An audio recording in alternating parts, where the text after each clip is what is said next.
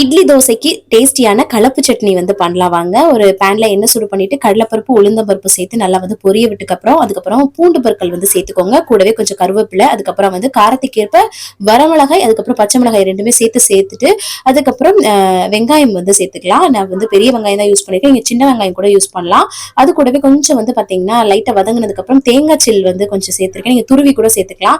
இதே எண்ணெயில வதக்கும் போது டேஸ்ட் ரொம்ப நல்லா இருக்கும். அதுக்கப்புறமா குட்டியோண்டு புளி வந்து சேர்த்துக்கோங்க. அதுக்கப்புறம் தக்காளி சேர்த்து தேவையான உப்பு சேர்த்து இதை வந்து நல்லா மசிகிற அளவுக்கு நம்ம வந்து வதக்கி விட போறோம்.